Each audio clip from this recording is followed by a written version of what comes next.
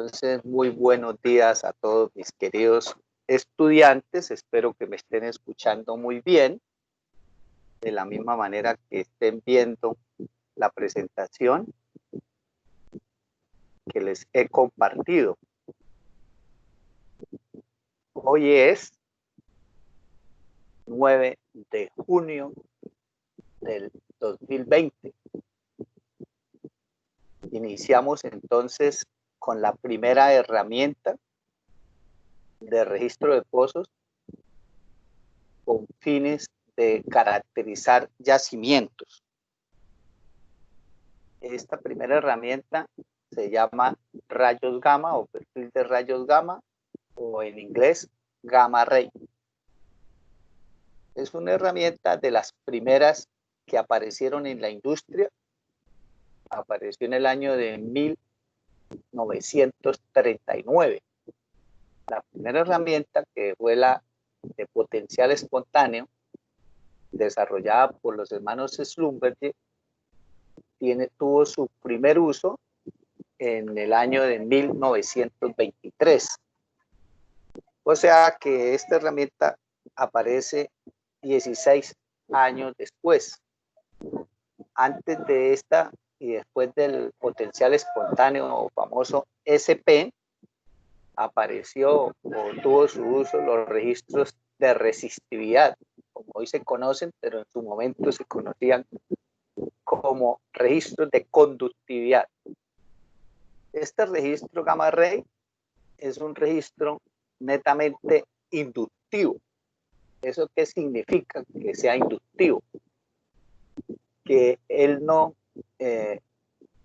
deductivo, o sea, no inductivo, sino deductivo. Me disculpan ahí, corrijo. Es deductivo. Deductivo significa que él no emite señal alguna. O sea, no es una herramienta que emita señal. Solamente tiene un lente lector o un receptor, como lo quieran llamar. Y lo que la herramienta en sí capta es la radioactividad gamma natural de la roca. La radioactividad gamma natural de la roca. Hay otras herramientas que sí emiten alguna señal, ¿sí? A veces radioactiva, como el caso de la herramienta Neutron, y el caso, por ejemplo, de la herramienta Density. En la Neutron, pues como su nombre lo indica, emite neutrones. La Density emite rayos gamma, ¿sí? Pero esta no emite ninguna señal, solo recibe los rayos gamma naturales de la roca. Otras herramientas emiten sonido, como el sónico, su nombre lo indica. Otras, como les dije en la clase anterior, emite campo magnético, como la resonancia magnética nuclear. Entonces, todas las herramientas tienen diferentes sistemas o principios de funcionamiento. La herramienta gamma ray es una herramienta que tiene un uso netamente litológico, uso litológico.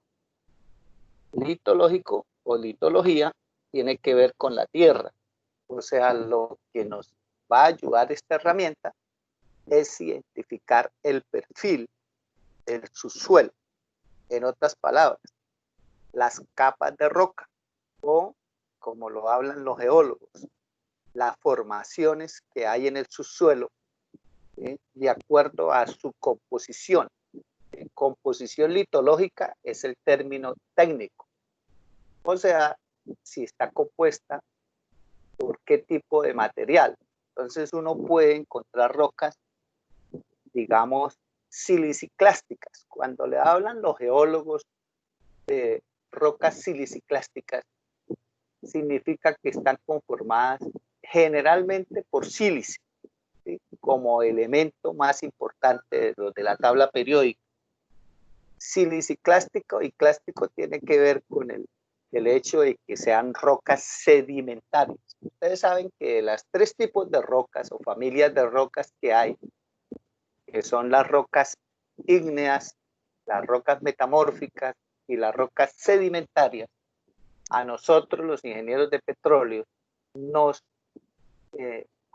digamos, nos interesa únicamente las rocas o la familia de rocas sedimentarias, ya que los hidrocarburos, basados lógicamente en la teoría orgánica, que es la teoría pues, que nosotros los ingenieros de petróleo y los geólogos consideramos como la teoría válida sobre el origen del petróleo. Hay otras teorías inorgánicas que ustedes de pronto recuerdan en el primer semestre, en la asignatura de introducción a la ingeniería de petróleos, vieron las otras teorías inorgánicas sobre el origen del petróleo que le dan mucha validez, son los químicos y los ingenieros químicos y otro tipo de científicos. Nosotros nos basamos en la teoría orgánica. Sin embargo, desde el punto de vista personal, o sea, yo, Oscar Vanegas, considero que el petróleo tiene varios orígenes. No es origen exclusivo orgánico, no. El petróleo para mí también, igual que el universo y la Tierra, cósmico, puesto que han habido evidencias, como es el caso de la nave Cassini que envió la NASA por el sistema solar cuando llegó a una luna de uno de nuestros planetas del sistema solar, encontró que estaba compuesta la atmósfera por metano y que había mares de metano líquido. Entonces, eso demuestra que en el universo, sin necesidad de que haya existido vida u organismos que por su descomposición, como lo dice la teoría orgánica, a través, obviamente, de las diferentes etapas de la diagénesis, la catagénesis y la metagénesis, que es el proceso físico-químico de transformación de la materia orgánica en hidrocarburos, carbono, uranio, que son los procesos que se dan ahí.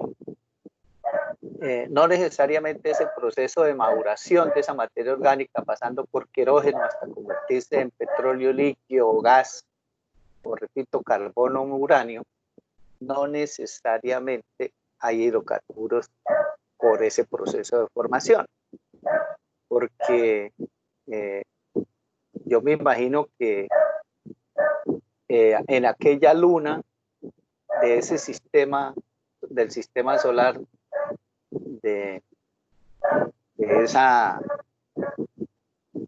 famosa, venga, reviso que recuerdo en qué luna fue,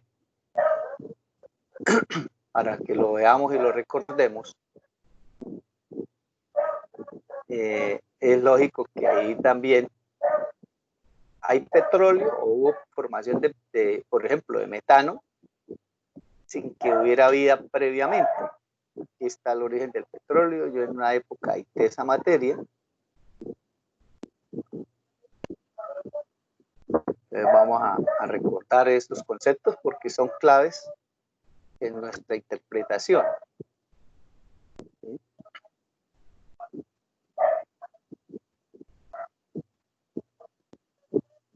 Veremos ahí que el computador está pensando.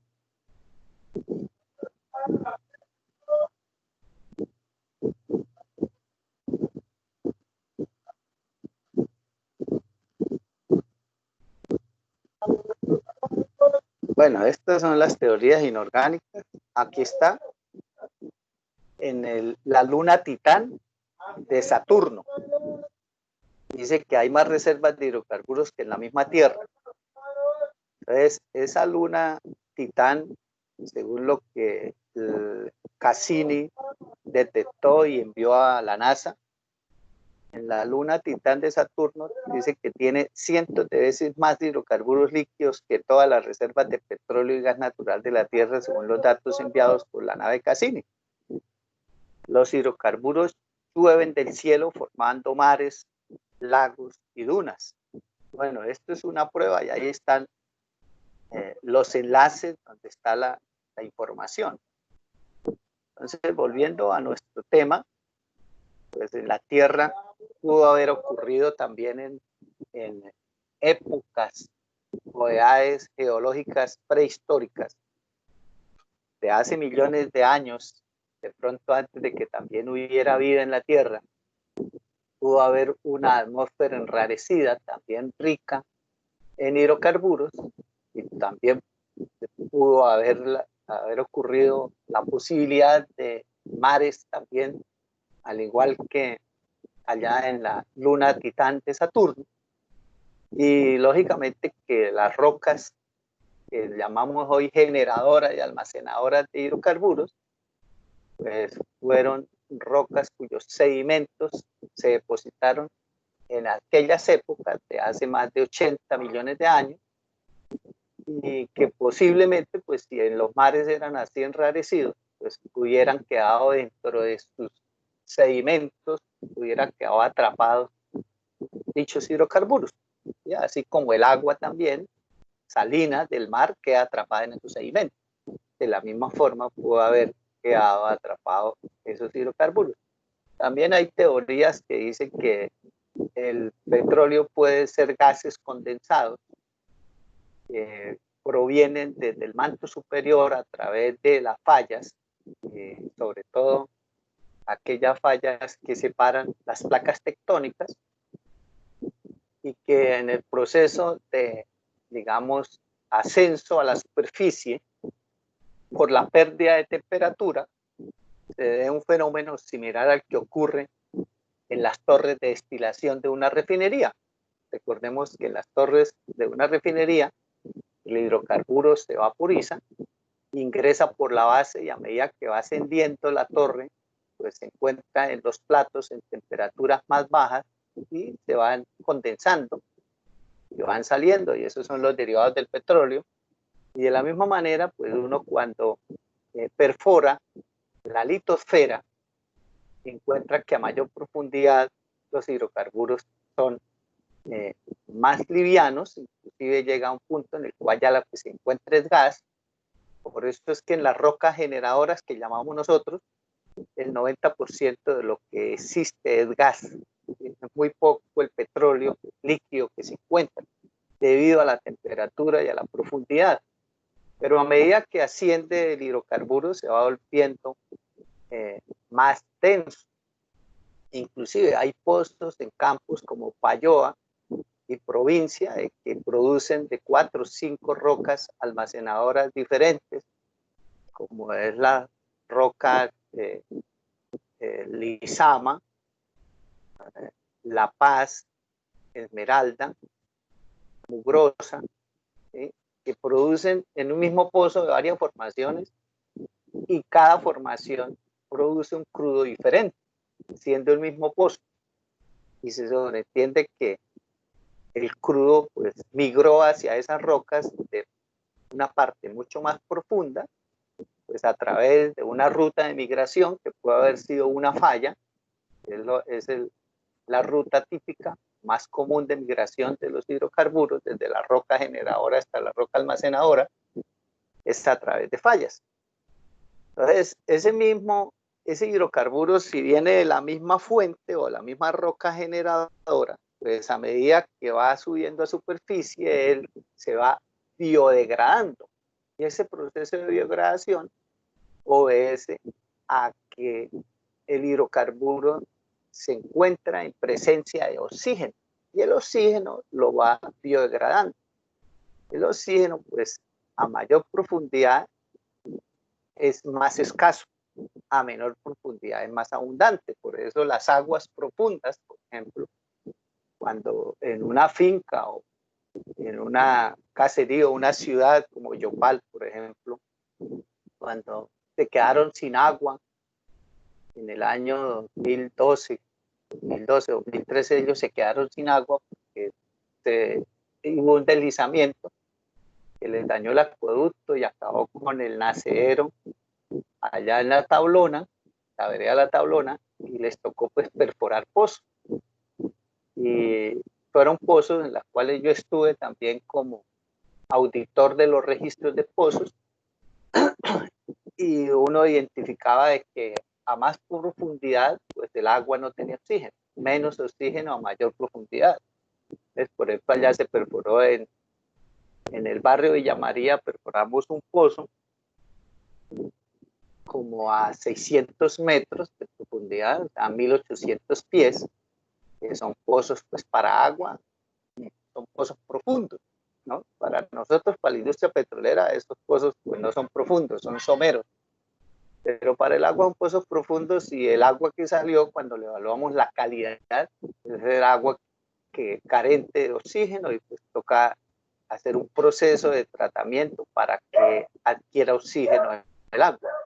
Entonces eso lo que demuestra es que a mayor profundidad hay menos oxígeno, pero a medida que el petróleo asciende y va yendo a superficie, pues se encuentra con el oxígeno, y el oxígeno lo biodegrada, y por eso a menor profundidad el crudo es más pesado. Entonces, si usted ve, por ejemplo, campos como Caño Limón, que está a 7000 pies de profundidad, en la misma roca donde está el crudo en Rubiales, pero en Rubiales está a menos profundidad la roca almacenadora. Estamos hablando de la formación carbonera, más específicamente C5, C3, son las capas de arenisca que tiene el petróleo almacenado tanto en Caño Limón como en Rubiales, pero siendo la misma roca almacenadora, los hidrocarburos son de diferente tipo.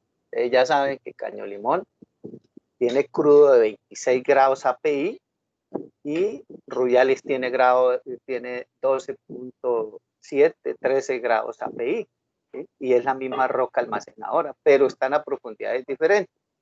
Caño Limón, repito, a 7000 pies de profundidad, y Rubiales a 3000 pies de profundidad. Entonces ahí está también la diferencia. Otra prueba de que el oxígeno biodegrada el crudo es el mismo Caño Limón, que cuando se descubre el yacimiento en el año 83, el crudo era de 32 grados API. Y a medida que pasa el tiempo, y eso ocurre en todos los campos petroleros, y sobre todo o más en aquellos que tienen influjo de agua, y más si el influjo de agua es agua dulce, como el caso de Caño Limón, que lógicamente existe el fenómeno del hidrodinamismo, donde hay recarga de agua que le ingresa al yacimiento desde superficie.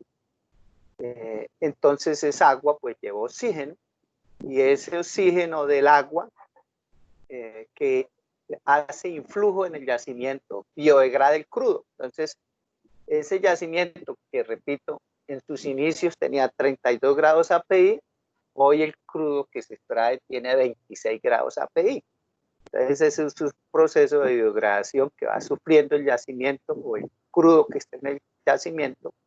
Es un proceso de biodegradación, repito, que se genera con el tiempo, producto del influjo de agua que lleva o transporta oxígeno.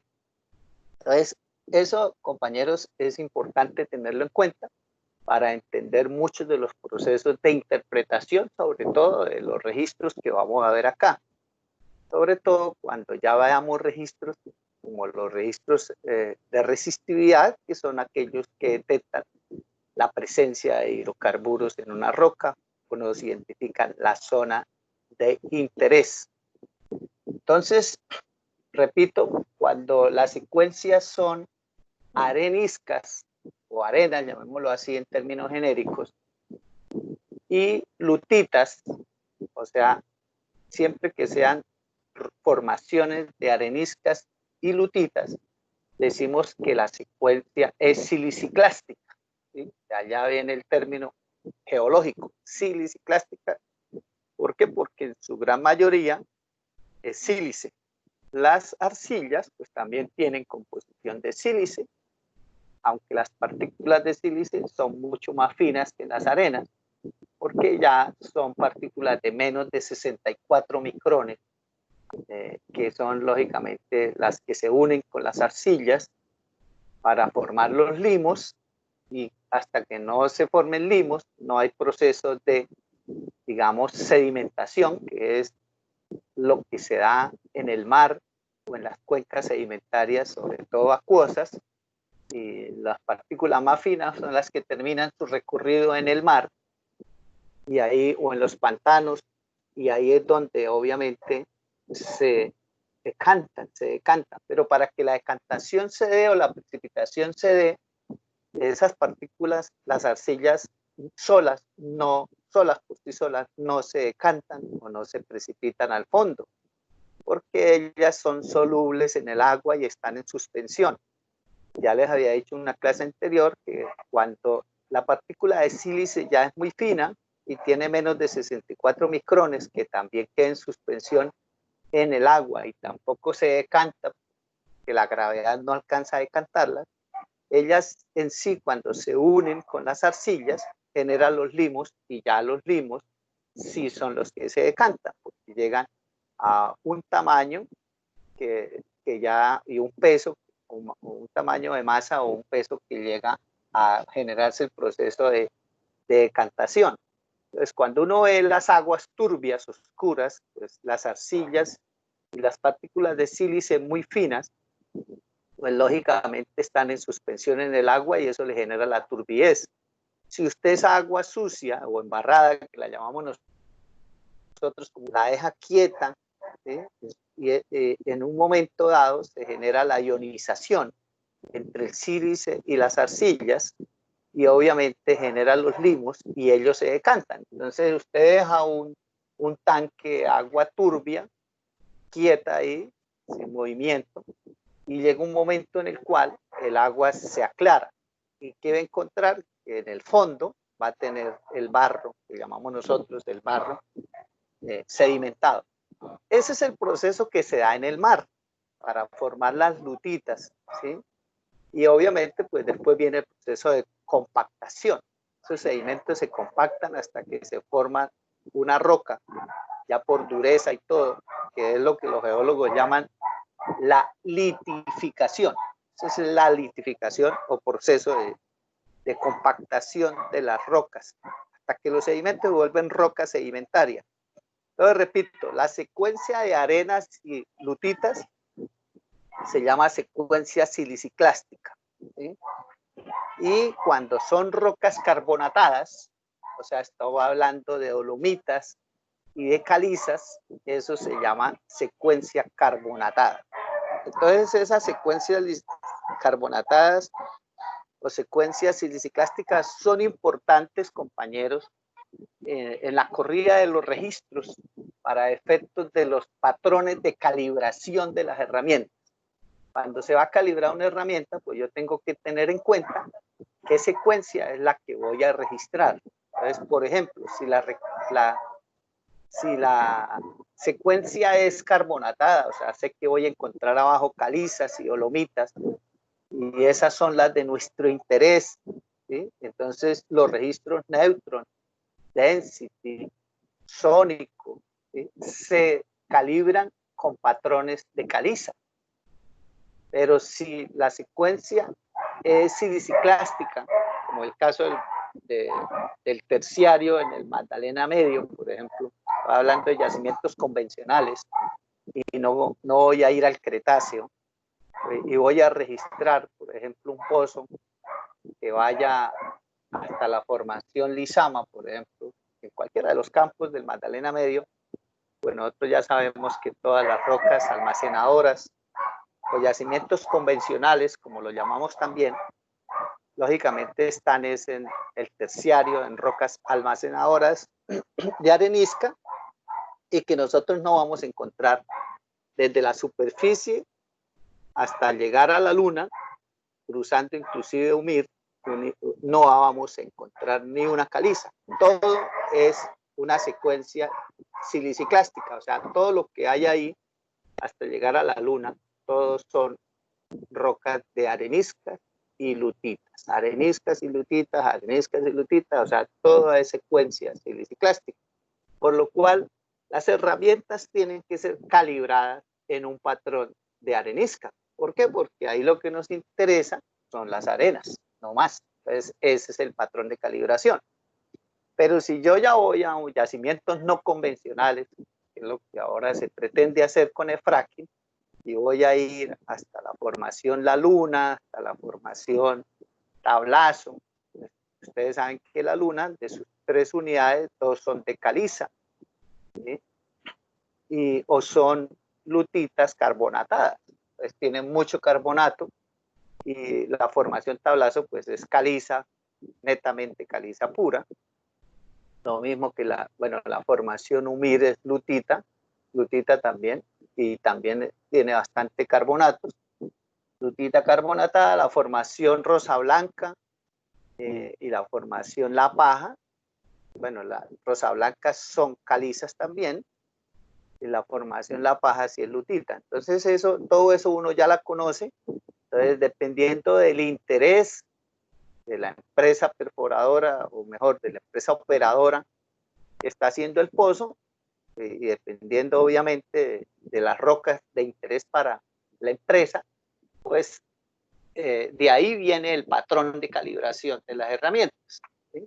¿Por qué? Porque es que la herramienta, como lo vamos a ver más adelante, funciona bien en rocas que coinciden con el patrón de calibración, ¿sí? Si yo, por ejemplo, calibro las herramientas con un patrón de arenisca, lo que la herramienta me registre en otro tipo de formaciones no es real, no es real.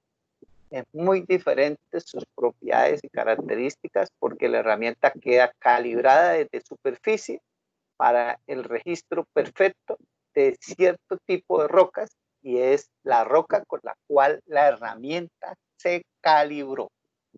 ¿Queda claro? Entonces, si yo calibro en areniscas, la herramienta no me registra bien en los diferentes tipos de formaciones, solo en aquellas, repito, que coinciden con el patrón de calibración. Entonces, si yo calibro en areniscas y paso por calizas y lutitas, pues el registro no me está diciendo lo correcto, no me está diciendo lo correcto. Eso lo vamos a ver en el transcurso del semestre. A medida que veamos cada una de las herramientas, se van a dar cuenta, por ejemplo, que si yo calibro los registros de porosidad, como es el sónico, el density, el neutron, en arenisca, pues en lutitas estos registros no me marcan lo mismo las tres. Las 3 herramientas marcan porosidades diferentes en los patrones, en las formaciones diferentes al patrón de calibración. Si yo las 3 herramientas las calibré en areniscas y paso por una arenisca, pues las 3 me van a registrar lo mismo. ¿Por qué? Porque ese fue el patrón de calibración de las 3 herramientas. Pero cuando las herramientas registran una formación diferente al patrón de calibración, las 3 se despapayan y me van a marcar valores diferentes las 3. Y lo que sucede es que nosotros ya conocemos la tendencia. O sea, ¿qué pasa cuando yo tengo, por ejemplo, una herramienta? Voy a hablar del neutron. Yo tengo el neutron y yo ya sé que el neutron, si lo calibro en arenisca, cuando pase, por ejemplo, por calizas o por lutitas, pues no me va a marcar la porosidad que es. Y yo ya sé que esta herramienta, por ejemplo, en las lutitas, me va a marcar una porosidad mayor a la real. Ahora, ¿qué pasa con el density? Es al revés. Yo sé que si calibro el density en un patrón de arenisca y paso por una lutita que me va a registrar, el density va a ser menor que la que tiene un efecto contrario al neutro. Pero cuando pasa por la arenisca, sí marca lo mismo que el neutro. Las 2 marcan la misma porosidad, porque, repito, ese fue el patrón de calibración de las 2 herramientas. Pero en las lutitas me marcaron diferente, una por encima y la otra por debajo. Entonces ya se conoce también de que esa desviación, tanto hacia arriba como hacia abajo, de cada una de esas herramientas son casi la misma desviación. Entonces uno, lo que hacen las lutitas para estimar la porosidad de la lutita es promediar las 2 porosidades. ¿Por qué? Porque uno sabe que el neutron marca por encima y el density marca por debajo, y que la desviación que hay por encima del neutron es la misma desviación que hay por debajo del density, ¿ya? También sabemos su comportamiento cuando hay gas. Cuando hay gas, el neutrón tiene una desviación hacia abajo en la porosidad de la arenisca, si tiene gas. Y el density tiene una desviación por encima, ¿sí? Si tiene gas. Pero yo sé que la desviación en las zonas de gas de la herramienta neutrón hacia abajo es el doble de la desviación hacia arriba. Y por eso, y lógicamente por eso es que ahí en ese caso no se puede promediar como una media aritmética. ¿Por qué? Porque las desviaciones no son iguales hacia arriba y hacia abajo. Entonces ahí le toca a uno hacer es una media geométrica o, o parte esa diferencia en 3 y a la porosidad density le resta 1/3. Eso, todo eso lo vamos a ver obviamente cuando veamos cada una de esas herramientas. Simplemente yo le estoy haciendo una introducción sobre cada una de las variables, digamos, que debemos tener en cuenta en cada una de las herramientas. O sea, no hay una herramienta perfecta, no la hay. La más perfecta de todas es la de resonancia magnética nuclear, la más perfecta. Pero todas las herramientas tienen sus defectos, tienen sus limitaciones, tienen sus errores, ¿sí? Por eso los registros, como les dije en la primera clase, son procedimientos bajo incertidumbre. Esto no es determinístico, es bajo incertidumbre. Y al ser bajo incertidumbre, pues entonces trabajamos es con probabilidades, ¿sí? Y con variables estadísticas. Por eso les decía lo importante de la estadística. Y por eso les decía que a mí no me cabe en la cabeza que un ingeniero de petróleos sea ingeniero y no sepa estadística, porque si no sabe estadística, pues está mocho, le falta una mano, ¿sí? O sea, es un ingeniero incompleto. Entonces, ojo con eso, que ustedes, pues, algunos de ustedes o la mayoría, me imagino, no han visto estadística, porque su pénsul, la estadística está como electiva y muchos no la toman. Ya los estudiantes que vienen con el nuevo plan de estudios sí ya tienen estadística obligatoria y lógicamente pues ellos sí la van a ver. En el caso de ustedes, pues yo les recomiendo, si ustedes no la han visto y si todavía tienen la oportunidad de matricular una electiva el próximo semestre, háganlo, matriculen estadística, es para bien de ustedes. Después se van a dar cuenta de lo importante que es la estadística, no solo en esta materia, ¿sí? Cuando vean recobro mejorado, cuando vean análisis de presiones, cuando vean simulación de yacimientos. No, esa vaina, la estadística es la herramienta fundamental para ustedes. Y aquí nosotros vamos a hacer bastante uso de esas estadísticas.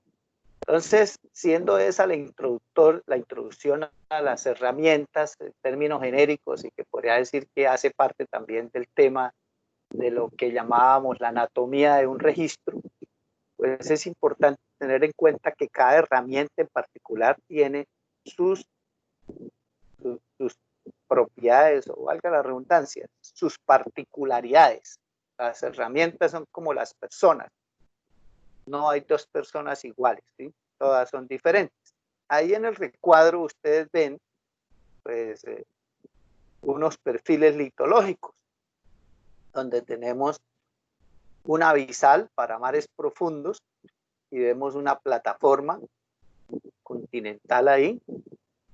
Algunos le dicen también plataforma marina, pues el nombre correcto es plataforma continental, y la parte ya, digamos, litoral. Y vemos pues abajo el comportamiento, digamos, estructural de las diferentes formaciones. Vemos un domo salino y vemos diferentes anticlinales y fallas, ¿sí? Que son posibles trampas de acumulación.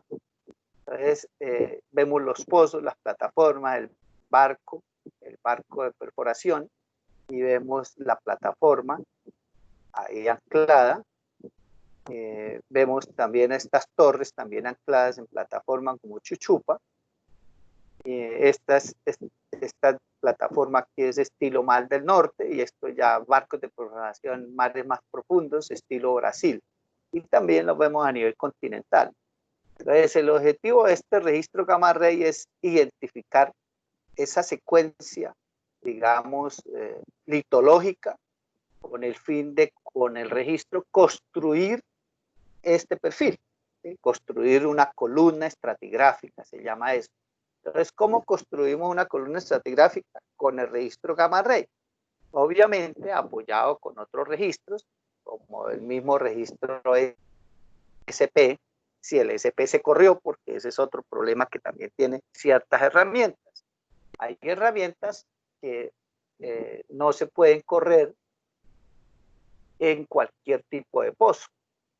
Por ejemplo, pozos perforados con no base aceite, ahí no se puede correr el SP, o si se corre, pues no registra nada, ¿sí? Lo mismo ocurre, por ejemplo, cuando el pozo es abierto o el pozo es revestido. Si el pozo es revestido, por ejemplo, el SP no se puede correr tampoco, ni los registros, por ejemplo, resistividad tampoco. O sea, eso depende de la condición o el completamiento del pozo.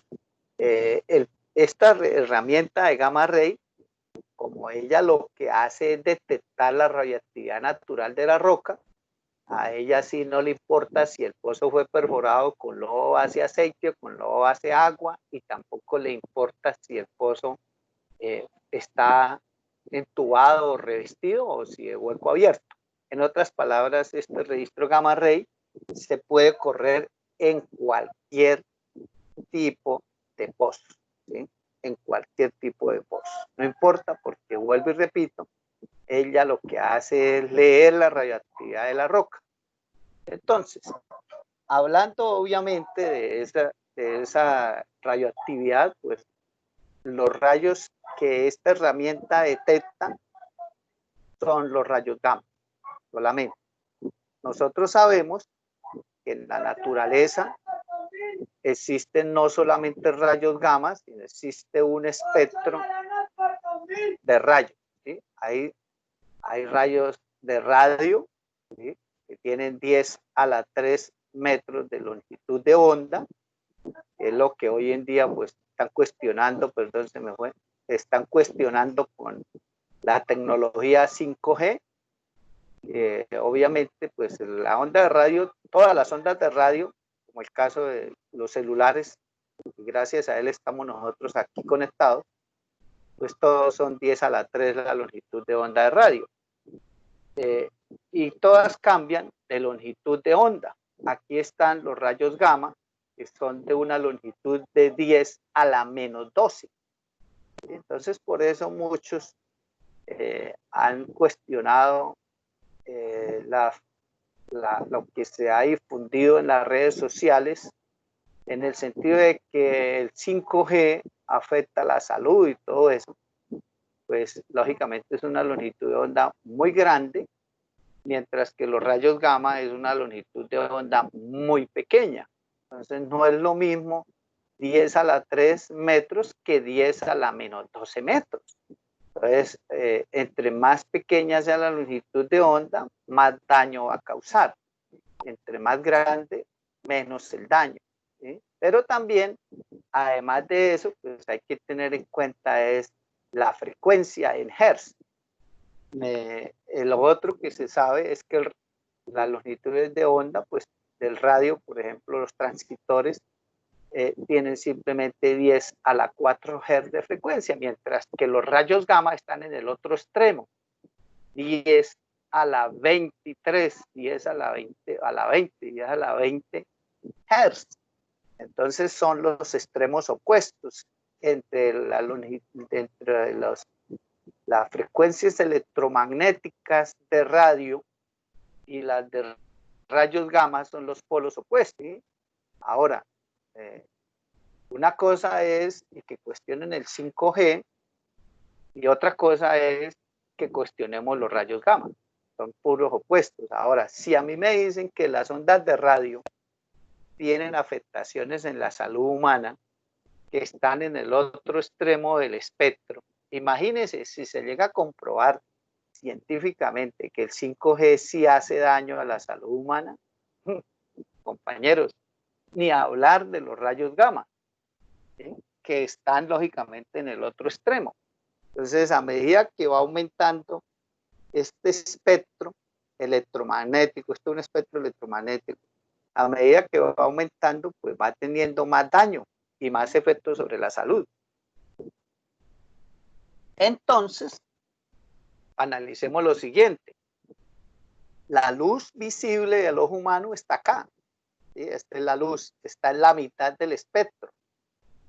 Y si la exposición prolongada, por ejemplo, de la luz del sol está aquí, es la visible, puede generar cáncer en la piel.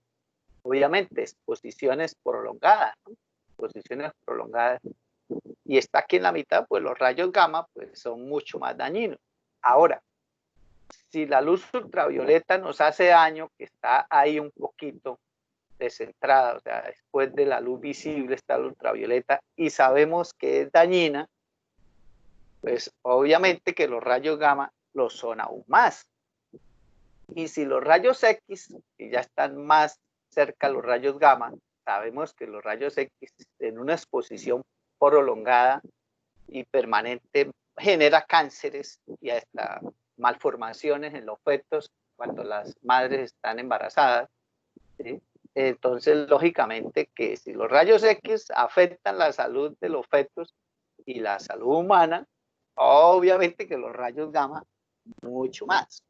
Entonces, ¿yo por qué les coloco este espectro?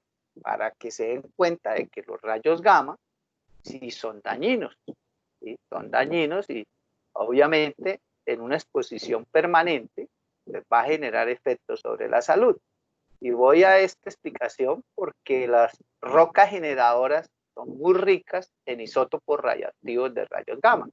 Las rocas generadoras, que es donde se piensa hacer de fracking, y como ya les dije en una clase anterior, lógicamente las rocas generadoras tienen muchos isótopos radioactivos y son las rocas que más, el registro gamma ray es donde más alta radioactividad registra.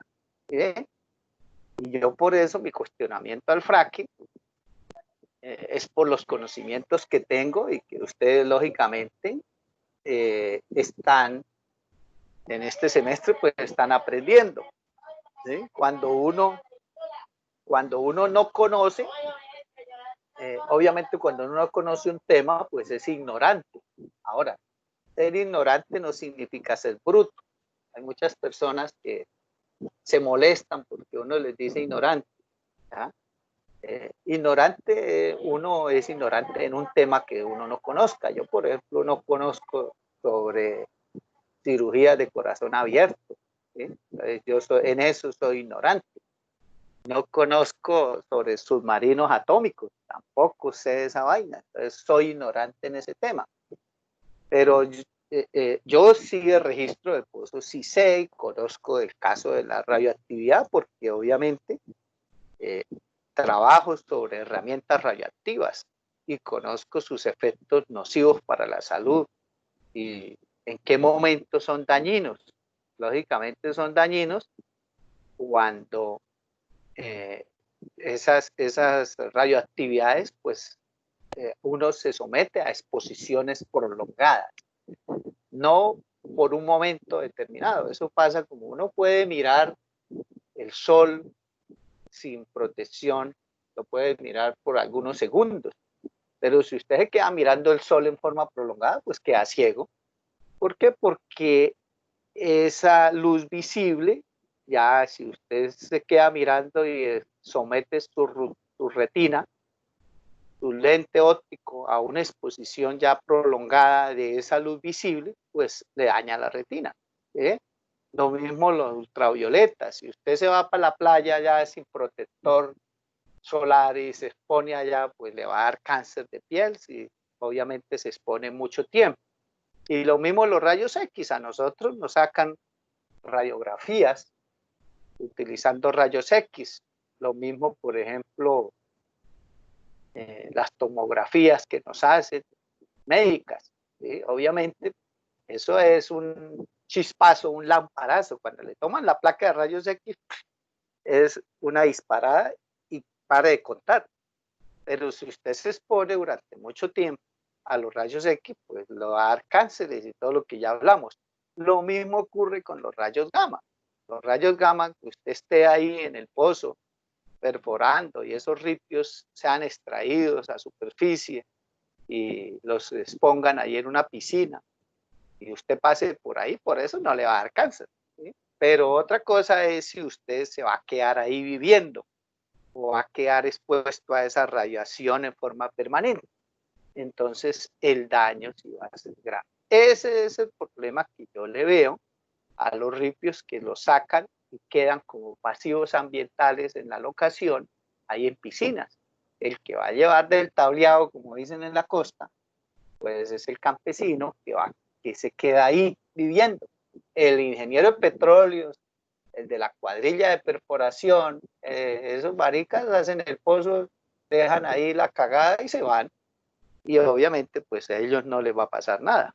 ¿Sí? Como yo siempre digo, uno puede fumar 15 días y por eso no le va a dar cáncer de pulmón. Pero si fuma 15 años, otra es la película. Me devuelvo a unos conceptos. Entonces, como les dije, el registro rayos gamma pues va a medir la radioactividad natural de las formaciones y como les dije fue introducido al mercado en 1939 ¿sí? Por la empresa Wells Surface. Ahora, ¿cuáles son los isótopos que emiten rayos gamma? El potasio, el torio y el uranio. Lógicamente, el potasio, por ejemplo, es un isótopo radioactivo, pero cuando está en forma de isótopo. El uranio, pues hay uranio 234, uranio 236, uranio 238. El que hace daño es cuando está en forma de isótopo. Él se transforma. El uranio, por ejemplo, cuando sale a superficie, el 234 se convierte en radón. El 236 se convierte en 238. Entonces eso tiene transformaciones porque ellos se combinan, son elementos inestables, por eso son radioactivos, se están descomponiendo y en presencia de otros elementos, pues obviamente se convierten en otros compuestos o en otros estados orgánicos. Entonces, eso ocurre, por ejemplo, usted tiene el hidrógeno solo, es explosivo, y el oxígeno solo es explosivo. Pero cuando se une el hidrógeno con el oxígeno, pues se vuelve agua, es inclusive, lo utilizamos es para apagar incendios, ¿sí? Entonces ya en la forma como se combine generan otros compuestos con otras propiedades. Esto lo conocen ustedes muy bien. Lo mismo ocurre con la sal. ¿Sí? La sal es la sal común, ¿no? Que hay muchas sales. La NaCl. Una cosa es el sodio solo y el cloro solo. Pero unidos tienen propiedades muy diferentes. ¿eh? Pero solos son muy dañinos también solos. Entonces, estos tres elementos son los que tienen isótopos radioactivos de rayos gamma más comunes en la naturaleza. En sí, el más común es el potasio. Ese potasio uno lo encuentra hasta en el banano. El banano tiene potasio, pero obviamente que en unas concentraciones muy bajas y también no como isótopo radioactivo. Usted puede pasar el banano, obviamente, por un detector de radioactividad y el banano no es radioactivo. Tiene potasio, pero obviamente no como isótopo radioactivo.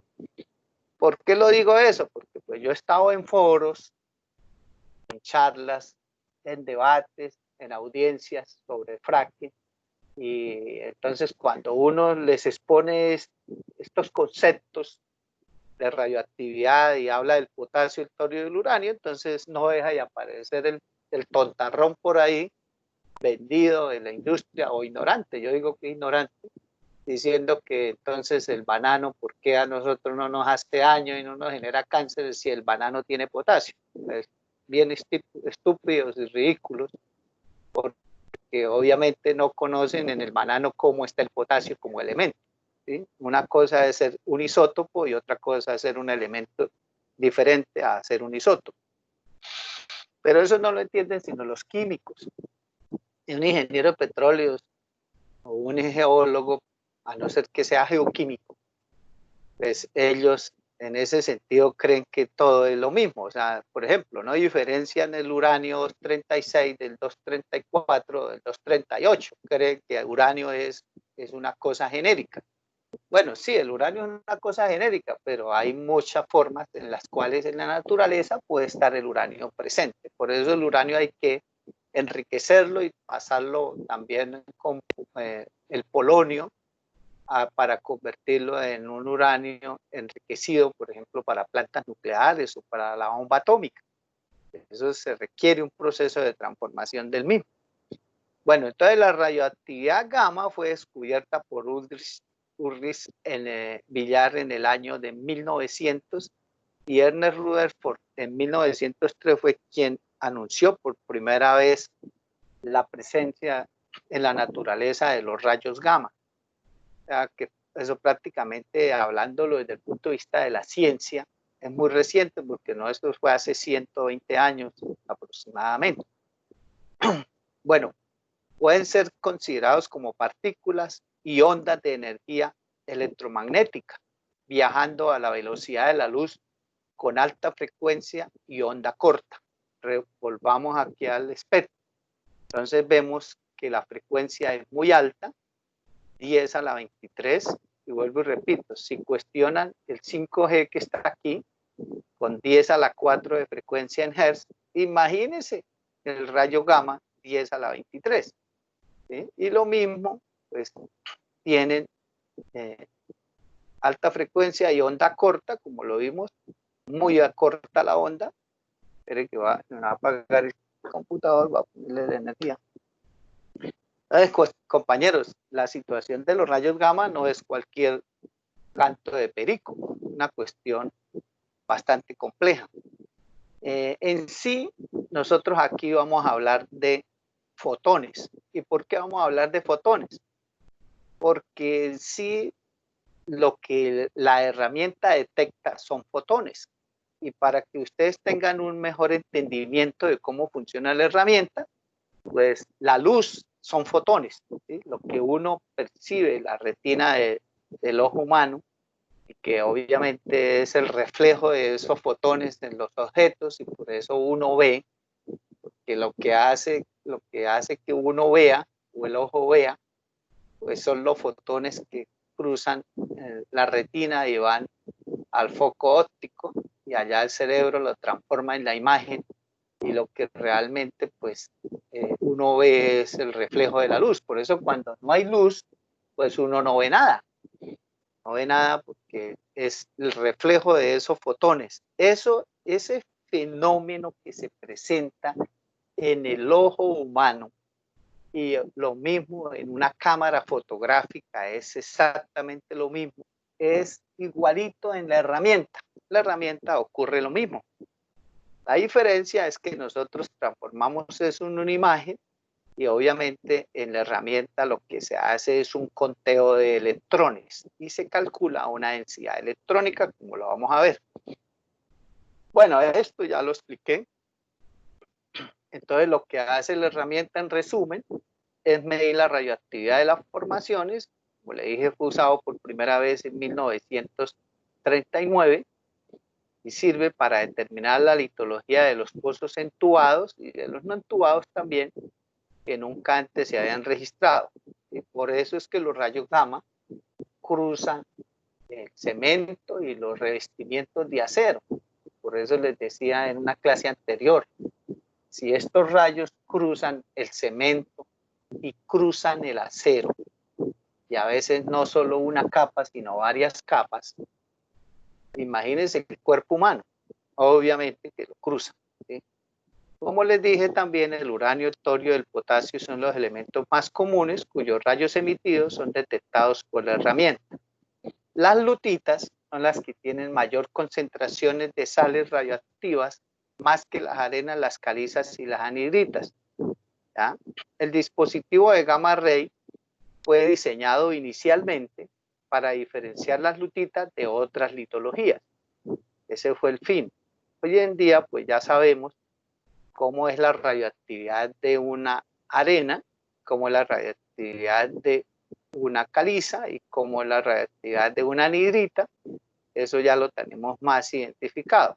Pero en sí, cuando se empezó a utilizar, era para identificar las lutitas y lógicamente que en secuencias siliciclásticas, que son solo arenas y lutitas, pues lo que tenga radioactividad son lutitas y lo que no tiene radioactividad pues son arenas, ¿sí? Hoy en día ya hay litologías más complejas, entonces cuando se habla de litologías complejas, entonces ya tenemos que tener en cuenta otro tipo de formaciones. Entonces el perfil, como ya les dije, gamma ray, puede correrse tanto en hueco abierto como en hueco revestido o hueco entubado, ¿sí? Los primeros registros se efectuaron con cámaras de ionización y detectores Heisenberg que eran muy ineficientes. Ya los que hoy se usan son los famosos cintilómetros. Los cintilómetros se utilizaron solo hasta finales de los años 50 o década de los 50. Entonces, bueno, aquí es el mismo espectro que ya les mostré. Se lo paso porque es el mismo. Lo que pasa es que aquí está en forma vertical, ¿sí? Pero aquí sí les voy a explicar. Ay, espere que se me apagó el computador. Lo conecté al computador, pero no lo conecté al toma. Entonces, espérenme un momentico mientras vuelvo a prender el computador. Se me apagó.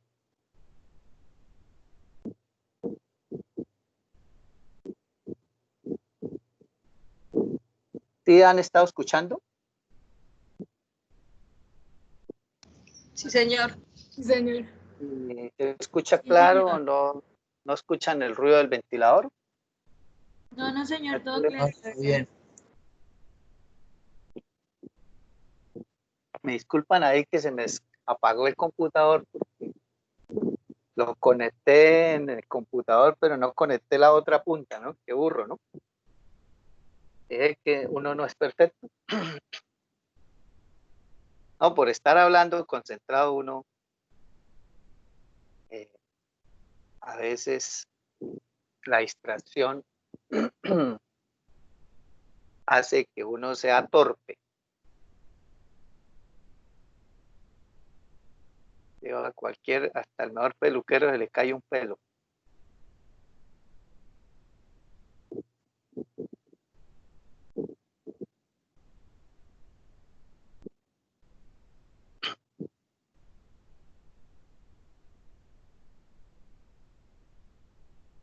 Bueno, ¿cómo ven la herramienta? ¿Sí han entendido lo de la herramienta gamma? Sí, sí, señor. Bueno, y esta es la herramienta más sencilla. Esta es la más sencilla, por eso pues siempre arrancamos con gamma ray.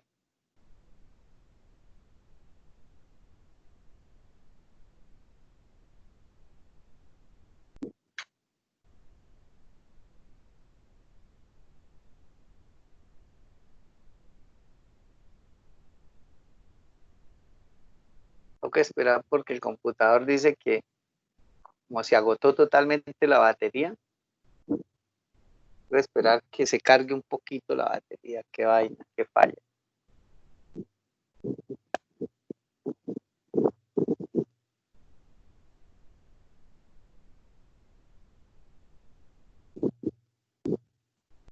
Ah, que nos cayó la grabación. Toca volver a grabar.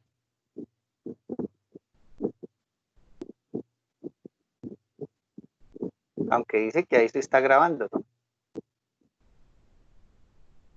Dice, asegúrese de informar a todos que se le está grabando. Política de privacidad. Estoy viendo mi... No, profe, sí, ahí se mantiene, está grabando todavía. La grabación sigue andando. Sí, por lo que yo estoy en el celular, entonces se mantuvo. Si hubiera estado solo en el portátil, se nos cae todo. ¿Por qué? Porque al salirse el administrador, que en ese caso soy yo, se cae. Se le va se cae, se sale todo el mundo, se cae a todos los asistentes. La ventaja de conectarme 2 veces. O sea,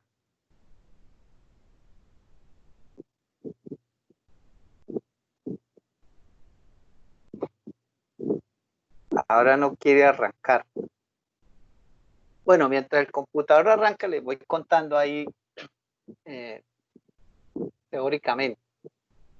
La herramienta rayos gamma, como les dije, ella lo único que hace es detectar esos rayos, son fotones que vienen desde la formación.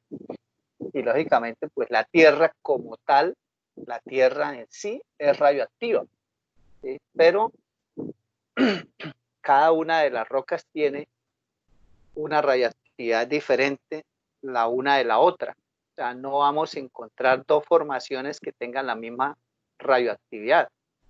¿Por qué? Porque va a depender de su composición mineralógica.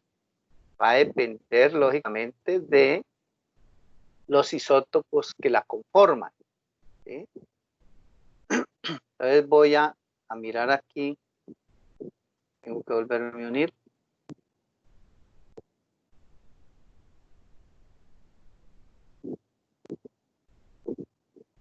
Sí, se sigue grabando.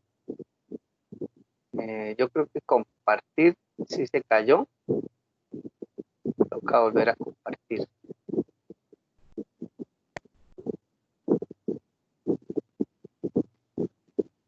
Listo, compañeros.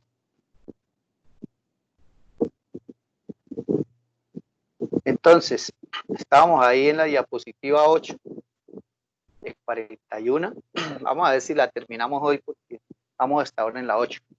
Bueno, entonces la figura sí es importante que la vean la gráfica para que entiendan lo que les voy a decir.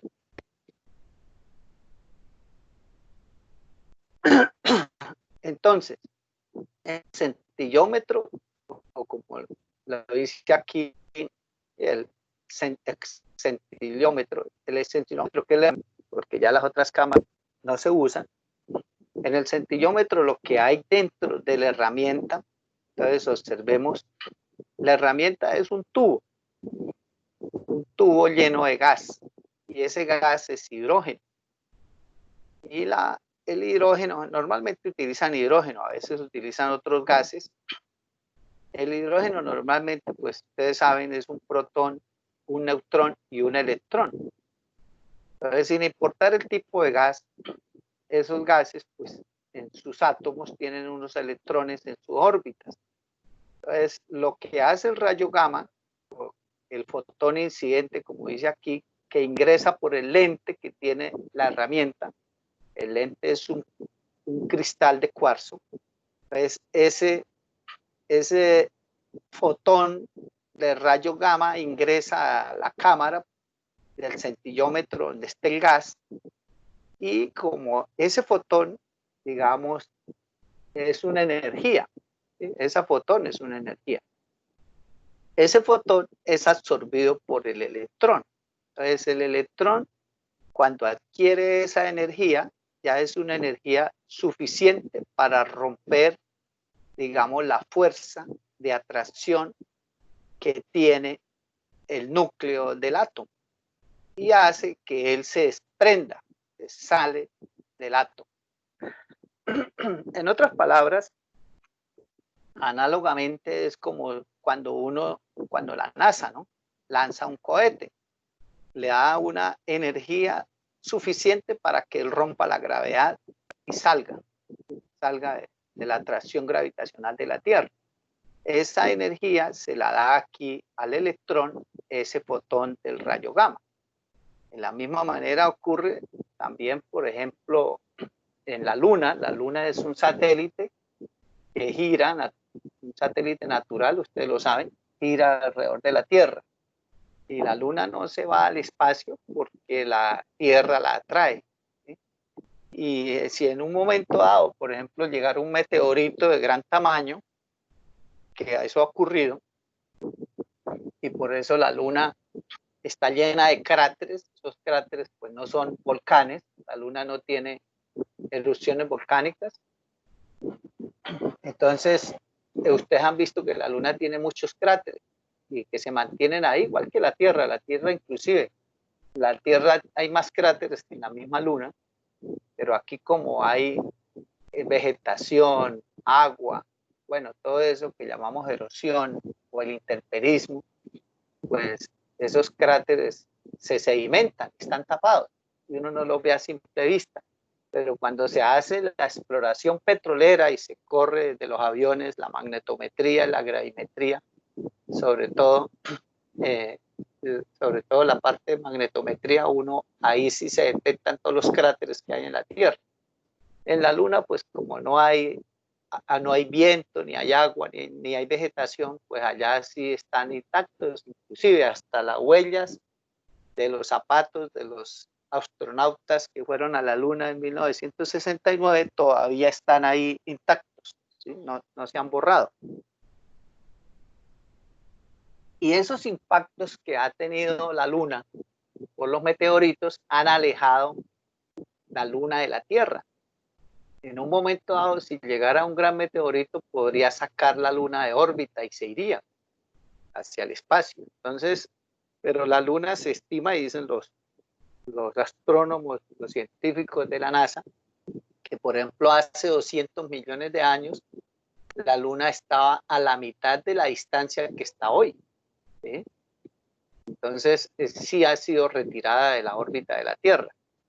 Entonces lo mismo ocurre aquí haga de cuenta que ese fotón del rayo gamma es un meteorito que llega e impacta al electrón que sería la Luna, ¿sí? A la Luna que sería ese electrón, y lo saca, le da energía suficiente para superar la atracción que tiene el núcleo y escapa. Entonces, ¿qué es lo que hace la herramienta? La herramienta entra por el lente de ese fotón, impacta o colisiona con el electrón o con los electrones, ¿no? Cada fotón pues impactará con un electrón, porque pues obviamente la cámara está llena de gas, llena de átomos y electrones. Entonces cada fotón colisionará con un electrón, ese electrón se escapa y al escaparse el electrón cruza el envolvente del tubo, lo cruza, y el tubo por dentro, en su capa interior, tiene una película sensible eléctricamente, o sea, fotoeléctrica. Tiene una película fotoeléctrica, y por eso les dije, igual al ojo humano o igual a una cámara fotográfica. Entonces, en la cámara fotográfica, lo que entra por el lente de la cámara es el fotón de luz, y él, lógicamente, pasa por una película fotoeléctrica sensible en la cual el fotón deja la huella, y de ahí sale la fotografía, que antes de tener las cámaras modernas, eran las famosas rollos, ¿sí? A la cámara de fotografía tocaba colocarle un rollo, y ese rollo es esa película. Lo mismo ocurre aquí en esta herramienta. La herramienta por dentro del tubo, en la pared interior, tiene esa película. Entonces, cuando el electrón la cruza el envolvente del tubo y cruza esa película, deja la huella. Entonces, cada huellita es un electrón. Lo que hace la herramienta, obviamente, es contar esos impactos, o ese cruce de electrones los cuenta. Al contarlos, pues se calcula una densidad electrónica, se llama así, es una densidad electrónica. Y ya el software que tiene la empresa transforma esa densidad electrónica en una unidad API. ¿Sí? Eso lo transforma en una unidad API. En el registro, por ejemplo, de densidad, es lo mismo también el registro de density, pero ahí ellos sí esa densidad electrónica la transforman en densidad de gramos sobre centímetro cúbico. Entonces allá se transforma eso en otro elemento, en otra unidad. Aquí se transforma en unidades API. Entonces, obviamente que entre más radioactividad tenga la roca, pues van a haber más fotones incidentes. Y al haber más fotones incidentes, pues van a haber más electrones que se escapan. Al haber más electrones que escapan, pues hay una mayor densidad electrónica y obviamente va a haber una mayor medición de la radioactividad en unidades API. Ese es en sí cómo funciona esa herramienta. Y a ese proceso lo llaman el efecto Compton. ¿Sí? Para los que vieron física, física 2 creo que es lo que cuando yo vi en los años 80 física, eso se llamaba electromagnetismo. Y nosotros vimos ese efecto Compton. No sé si ustedes lo vieron, o de pronto lo vieron y no lo recuerdan. Entonces, es la interacción para la medición de la densidad, como les dije, ¿sí? Una densidad electrónica. Entonces, domina los rayos gamma con energías entre 10 milielectrovoltios y 100 kiloelectrovoltios. El rayo gamma puede tener más colisiones por unidad de distancia en un material de alta densidad que en uno de baja densidad. Entonces, obviamente, eso depende del gas que tenga la cámara por dentro. Obvio que todo eso lo tienen ellos estandarizado y eso es, pues, digamos, la eficiencia de cada una de las herramientas dependiendo de la empresa de servicio. Y pues cada empresa de servicios tiene su herramienta y la tiene patentada. Pero en sí el principio físico, compañeros, es el mismo principio. Entonces volvamos nuevamente a los elementos radioactivos, como les dije, los principales son torio, uranio y potasio, pero también el actinio también tiene, y la combinación de elementos como uranio, radio, uranio, actinio, ellos son los radioactivos. El más presente en la naturaleza, como se los dije, es el potasio. Casi toda la radioactividad gamma en la Tierra es emitida por el isótopo radioactivo de potasio con peso atómico 40. Ojo, no el potasio en forma genérica como tal, no, el isótopo radioactivo de potasio. El banano, repito, tiene potasio, pero no tiene isótopos radioactivos. Bueno, aquí es importante este concepto. ¿Sí? Este concepto, aquí me va a demorar un poquito en esta diapositiva. Pues no importa que hoy no terminemos de ver toda la herramienta, no importa. Lo importante es que lo que veamos les quede claro a ustedes. Hoy pues tuvimos el incidente de que me apagó el computador, pero es importante, como nosotros vamos a hablar es de rocas sedimentarias. Pues las rocas sedimentarias, como ustedes ya lo saben, porque vieron sedimentología y por eso les dije en la primera o segunda clase, por favor repasen los apuntes de sedimentología, así como los apuntes de física. Es en cuenta, compañeros, lo importante de esos conceptos, que los tengan ustedes claros. Yo trato de explicarles lo más sencillo posible y me gusta utilizar analogías con cosas que son muy comunes para nosotros en la vida cotidiana, como para que ustedes me entiendan mejor y más por este medio virtual. Pero si ustedes ya tienen unos conceptos previos y los tienen claros, y la física y la sedimentología la aprendieron, porque muchos pasan las materias sin aprenderlas, pero si lo aprendieron, pues para ustedes estos conceptos que yo les estoy dando, pues son triviales, ¿sí? Y ustedes van a entender estos conceptos fácilmente. ¿Por qué? Porque ya, repito, en su cerebro tiene unos conceptos previos y lo entienden. Pero, por ejemplo, alguien que no haya visto las físicas que ustedes ya vieron, o que no hayan visto sedimentología que ustedes ya vieron, pues escuchar esta clase, pues no van a entender nada, ¿sí? Quedan groguis, como dicen ahí, quedan sanos. Pero ustedes me entienden porque ya vieron esos conceptos previos. Entonces, ustedes ya saben el ciclo de las rocas y saben que pues las rocas ígneas es el enfriamiento del magma y hay rocas ácidas y rocas básicas. Las rocas ácidas, como granito, la sienita y la monzonita, son radioactivas, bastante radioactivas. Aquí, por ejemplo, en la cordillera central, que es ígnea, y por aquí en el macizo de Santander, que lo encuentra uno pues por el lado de Betas, California, y por el lado de allá de Cáchira, encuentran uno mucho granito y también cianita. Yo he sacado muestras de allá en salidas que he tenido. Las tengo en la oficina porque pues en clases anteriores a mí me gusta llevarlas para que ustedes las vean, las toquen. Pues obviamente son rocas radiactivas, yo no las tengo en la casa porque no es lo mismo tenerlas en la oficina, que uno pues de vez en cuando está expuesto a ellas, a tenerlas uno aquí debajo de la cama, ¿no? Entonces, lógicamente, no es lo mismo. Entonces, en la oficina sí yo las tengo y las llevo para que ustedes las vean en clase. Aquí les toca que las vean en los dibujos, porque obviamente, pues, cómo se las muestra. Y las rocas ígneas básicas, como son, por ejemplo, el gravo, la diorita, la peridionita, pues son no radioactivas.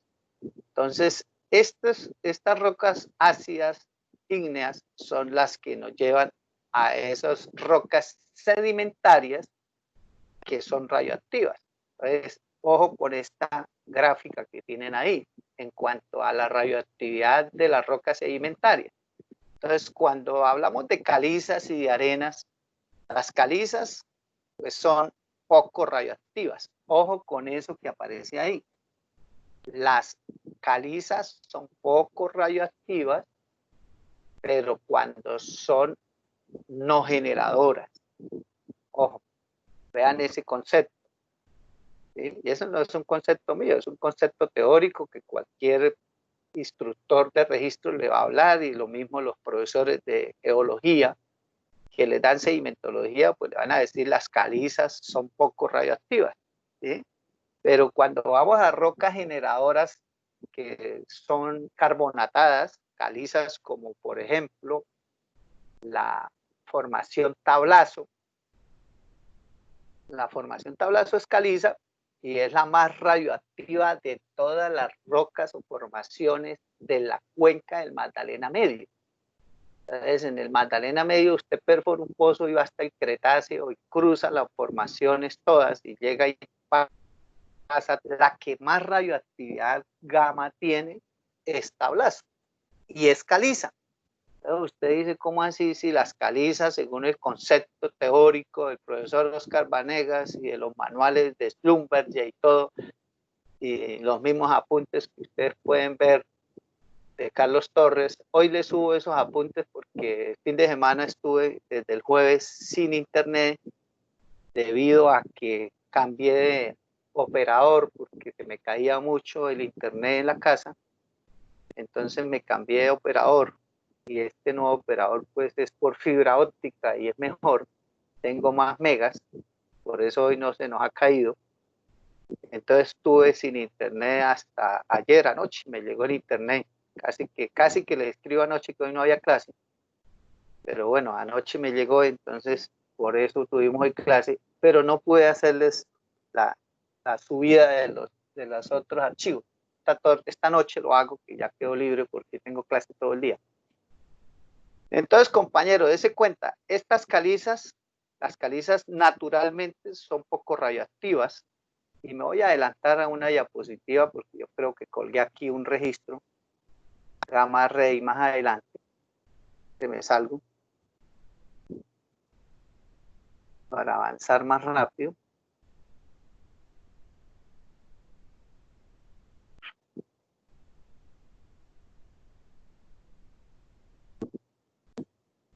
No, aquí no lo subí.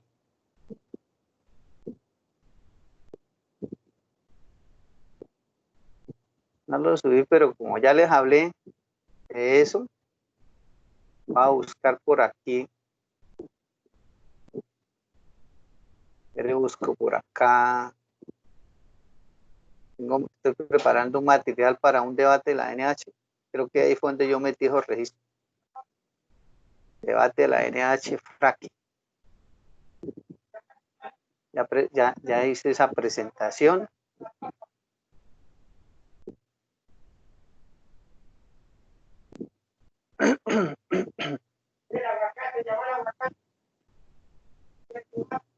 Y aquí sí creo que metí esos registros. Ah, sí, aquí están. Sí, aquí metí diapositivas de las de clase de las clases de registros, metí esos acá. Quería ver dónde está.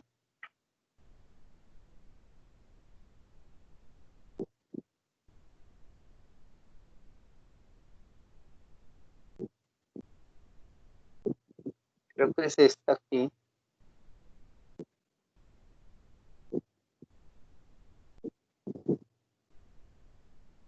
La Cira, Colorado.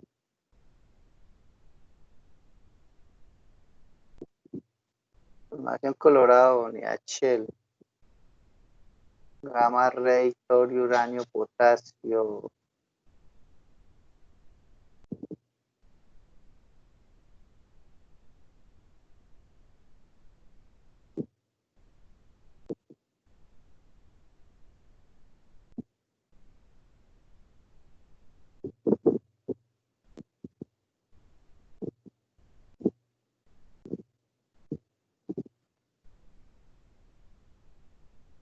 A ver, aquí viene el reporte de probación del Occidental en la CIDA 7000. Y yo todo esto lo voy a probar a la NH en un debate que vamos a hacer en el Congreso. Y con información de la misma ANH y de Ecopetrol y de la OSCE. ¿Sí? No hay información inventada por el profesor Vanegas, ¿no? De información de ellos mismos. Obviamente es información confidencial. Entonces aquí estos son registros de ese pozo perforado por la Occidental. Eso se llamó la CIRA 7000. Fue hasta la formación Tablazo. Cruzó la luna, ahí como se dan cuenta. Cruzó la luna, cruzó el miembro Galembo, o yo lo llamo la unidad Galembo. Pujamana también lo cruzó. Y aquí tenemos tope de la formación La Luna, y aquí está el tope de la formación Tablazo. Observen el rayo gamma. Los rayos gamma se miden en unidades API, desde 0, aquí la escala va hasta 200. Hasta 200 va la escala. Aquí pues estamos en la formación La Luna, como me pueden dar la interpretación simbólica de la litología, que es la que uno identifica obviamente con los rayos gamma. Esto es caliza, ¿sí? Todo eso ustedes ya saben que es caliza. Entonces viene caliza y mire cómo la radioactividad aquí ya pasa de 200. Por encima de 80 ya es alta. Y por encima de 80, pues normalmente es una lutita. Por encima de 80, de 75, yo por ejemplo de 75 para arriba digo que es lutita. Las calizas, pues normalmente, obviamente, si no son radioactivas, las calizas están por debajo de 20. Si esto es una caliza que no fuera roca generadora, la radioactividad gamma tenía que estar, esto es hasta 200, cada cuadrito es 1, 2, 3, 4, 5, 6, 7, 8, 9, 10. Cada cuadrito es 20. Si esta roca que es caliza no fuera generadora, el gamma ray estaría por debajo de 20. Y mire que está pasando de 100. Y en esta parte de abajo pasa de 200. Cuando el pico sale de la escala, él la asoma por el otro lado, por aquí. Entonces aquí ya vuelve y cuenta, pero por encima de 200, 220, 240, 260, 280. ¿Sí? Aquí pasó de 300, miren, esto ya es un pico de más de 300. Entonces, como se pueden dar cuenta, aquí la luna ya en la parte baja ya es más de 300 unidades API. Esto es un mierdero. siendo obviamente caliza. Este es el pozo Coyote 1 también, que fue hasta el Cretáceo. Y aquí también está el Gamma Ray, mire, por encima de 200. Aquí pasó de 200, esta es unidad de caliza. Y aquí ya, en esta zona estamos hablando de 9000 y pico. ¿Sí? Pozo Coyote 1. Bueno, todo es que la radioactividad obviamente está pasando ya muy alta, muy alta. Entonces, no les mostré tablazo. Voy a buscarles tablazo donde es que está, pero este Coyote 1 cruzó el Cretáceo, se llegó hasta el basamento. Entonces, aquí, por ejemplo, tenemos calizas, obviamente con radioactividades muy altas. ¿Sí? Entonces, aquí sí, este es el tope de la formación tablazo. ¿Sí? De pronto tablazo no lo saqué por como si les muestro tablazo en el debate, en el Congreso van a decir, no, es que nosotros no vamos a ir a tablazo, vamos a ir a la luna. Entonces, por eso saqué solo la sección de la luna. ¿Sí? Entonces, la luna, miren, la luna tiene radioactividades que supera los 200, inclusive pasa de 300, casi llega a 350. Y aquí un punto que le dio la vuelta, o sea, llegó a 400 unidades API de radioactividad. Estamos hablando de la formación La Luna, que es la primera roca generadora de interés. Después de que ya fracturen la Luna, pues irán a tablazo. Y después irán a Cimití, y después irán a Rosa Blanca, y después irán a La Paja. Son 5 rocas generadoras en el Magdalena Medio. Y obviamente pues van a ir a la más somera, la menos profunda, pues es la Luna. Pero dense cuenta que la Luna, inclusive en las unidades de caliza, que debería ser baja radioactividad, es muy alta. ¿Sí? De por sí, las lutitas también, lógicamente, son radioactivas, pero si la lutita es generadora, es aún mucho más radioactiva. Bueno, eso es lo que quería mostrarles en ese concepto, que no es lo mismo ir a una arenisca que ir a una lutita, y más si la lutita es roca generadora. Entonces ya la película es otro cuento. Y ese es el cuestionamiento que yo hago por efecto del conocimiento que tengo de la materia. Entonces, pues, vuelvo y repito, aquí tenemos calizas y areniscas. Las calizas tienen poca radioactividad naturalmente. Las arenas tienen radioactividad variada, porque eso depende de la suciedad, o sea, del contenido de arcilla que tenga la arena. Entre más sucia sea la arena, es más radioactiva. Entre más limpia, es menos radioactiva. Entonces, las arenas limpias tienen radioactividad por debajo de 30. Ese es, digamos, el parámetro de referencia. Cuando usted tiene una arena con una radioactividad por debajo de 30 unidades API, si quiere apunten eso en su cuaderno de apuntes, si tiene menos de 30 unidades API de radioactividad, es una arena limpia. Y a medida que ella se va ensuciando o tiene presencia de arcilla en mayor proporción en el volumen de la roca, pues ese valor del gamma ray va subiendo de 30. Ya de 30 para arriba empieza a ser sucia. Cuando ya llega a 50 ya es una arena muy sucia. Y uno se va a dar cuenta también por la permeabilidad muy baja. ¿Sí? Ya cuando llega a 60, pues ya es una arenisca con un gamma ray de 60, ya es tan sucia que, por ejemplo, si tiene petróleo, para poder poner a producir ese petróleo, toca fracturar esa arenisca, porque la permeabilidad va a ser de nanodarsis. ¿Sí? Prácticamente el petróleo no fluye ahí. Cuando llega a 75 ya el volumen de arcilla supera el de sílice. Entonces ya cuando llega a 75 la roca ya tiene más arcillas que sílice, entonces ya no podemos decir que es una arena, sino que es una lutita. Entonces ya es 75 para arriba en radioactividad gamma. Ya repito, ese es otro parámetro. Así como 30 es un parámetro para decir que menor de 30 es limpia la arena, pues ya más de 75 ya no es arena. Entonces ya más de 75, eso es una lutita. ¿Queda claro? Las lutitas, pues sí, son rocas con alta radioactividad y por eso en sus inicios este registro gamma ray se usaba exclusivamente pues para identificar lutitas.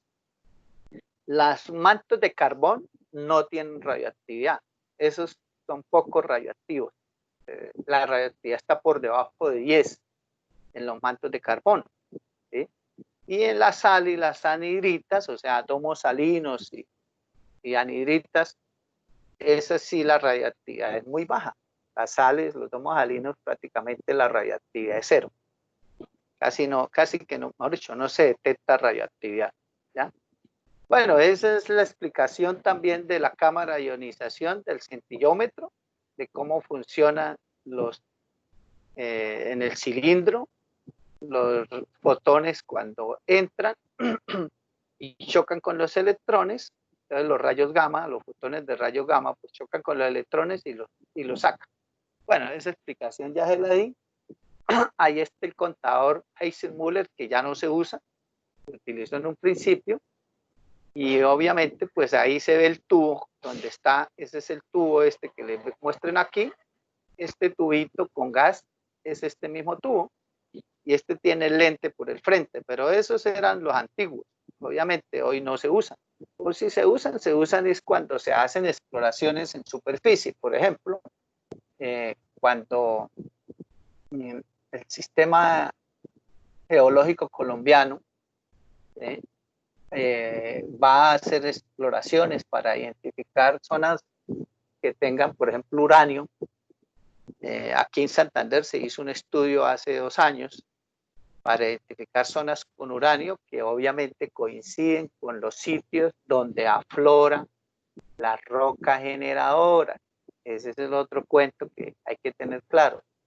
Donde hay presencia de uranio, es donde, que obviamente el sistema geológico colombiano anda identificando para futuras concesiones mineras para la explotación de uranio, esas zonas que coinciden, que dicen, no, que aquí hay uranio para explotar una mina de uranio, son rocas generadoras de petróleo que afloran a superficie, productos del proceso de levantamiento de la cordillera oriental por el choque de las placas tectónicas. Entonces, en esos sitios, si usted va a esos sitios, que yo los tengo también identificados por un estudio del sistema geológico colombiano, y me lo conseguí preciso en los sitios que tienen identificados para futuras explotaciones de uranio, son zonas de afloramiento de roca generadora que lógicamente pues la industria en el Magdalena Medio pues están abajo a 4 o 5 kilómetros de profundidad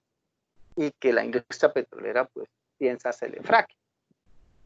Entonces ese es el contador. Bueno, esto sí lo voy a pasar rápidamente.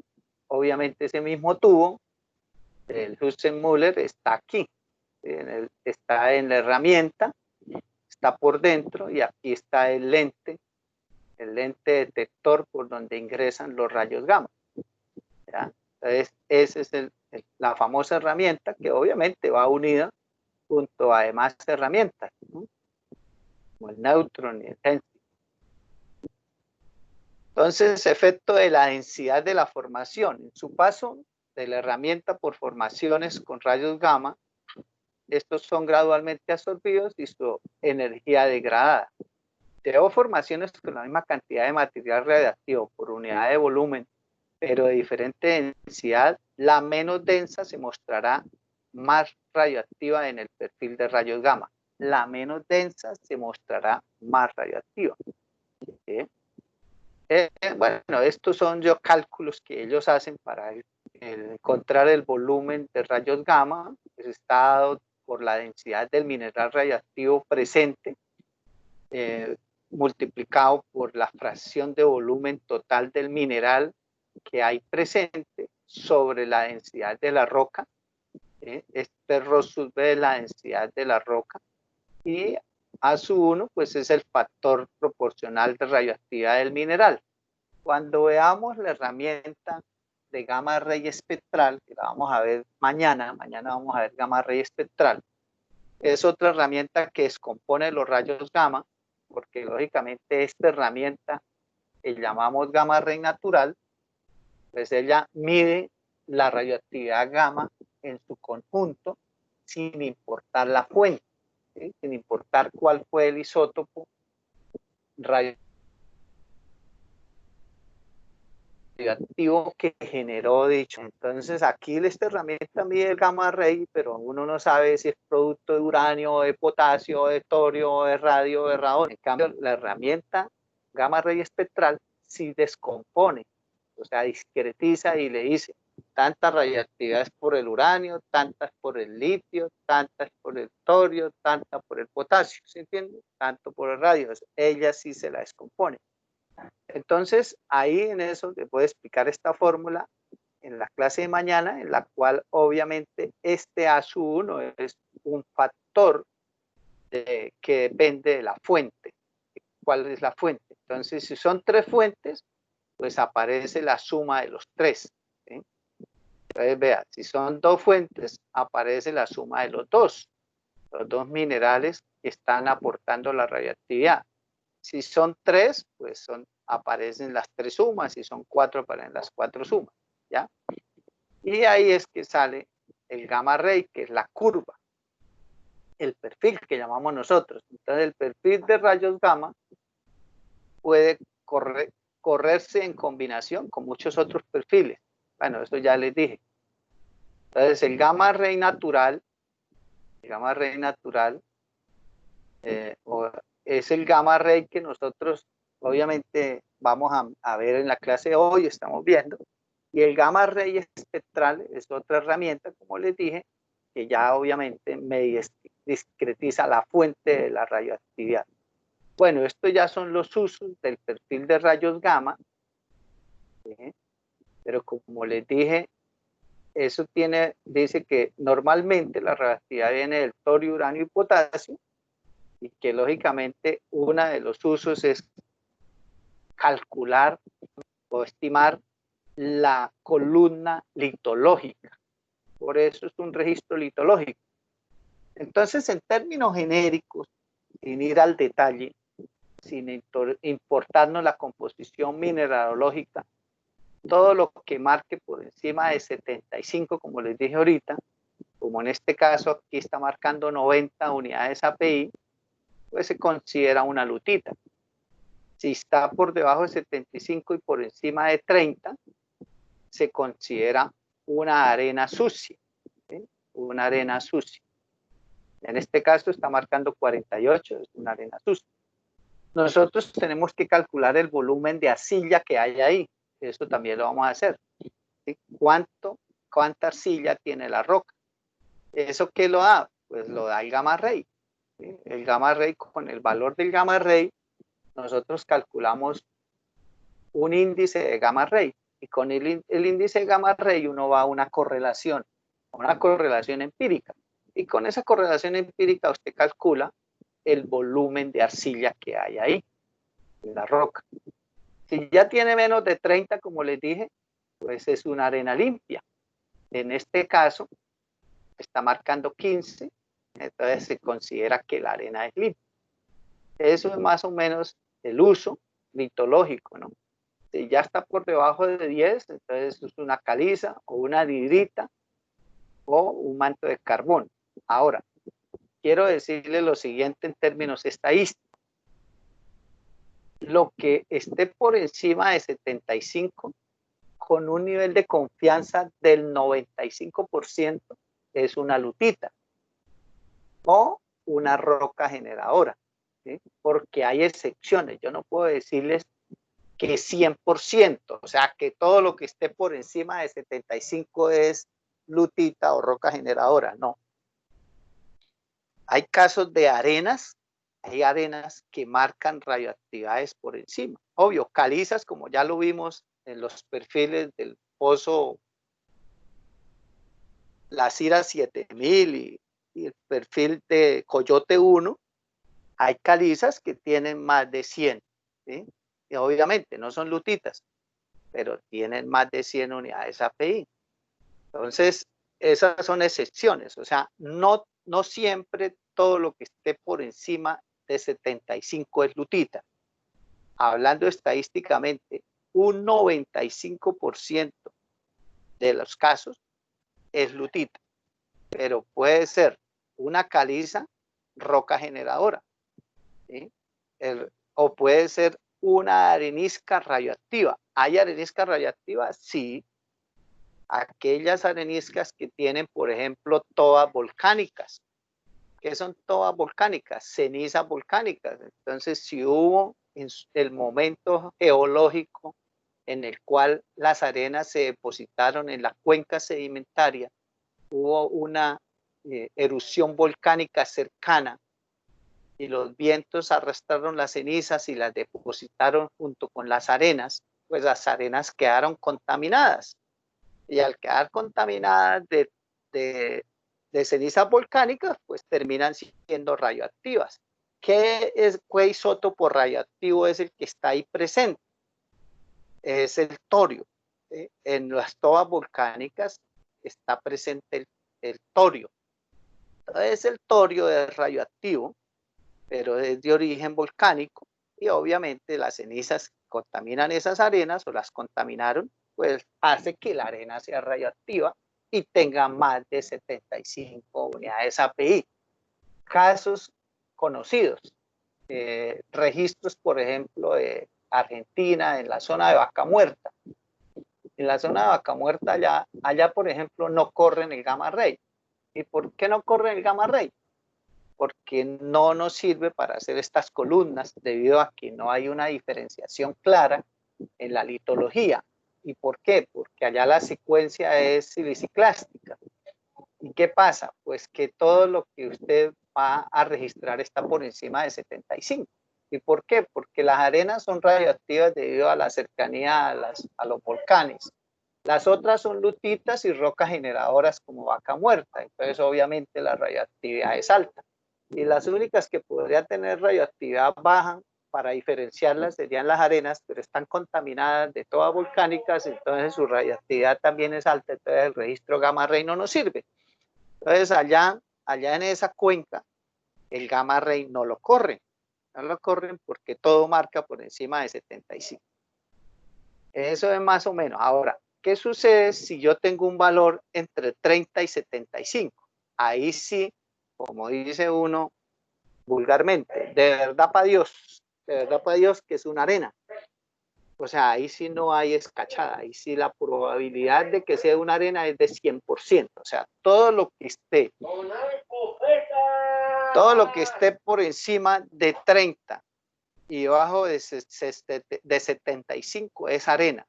Ahora, vuelvo y repito lo que les dije hace poco. A mayor valor gamma en unidades API, a mayor valor, mayor suciedad, pero sigue siendo arena. Entonces, entre 30 y 75 son arena y entre mayor radioactiva sea la arena, es porque está más contaminada por arcillas. ¿Por qué? Porque las arcillas son las que tienen los isótopos radioactivos, ¿ya? Y si está por debajo de 30, pues la probabilidad de que por debajo de 30 sea una arena, pues esa probabilidad sí es baja. Es muy raro encontrar arenas limpias. Y ahí hay una mayor incertidumbre, o sea, el nivel de confianza por debajo de 30 para identificar la litología, si es baja, podemos hablar de un 20-25% de confianza.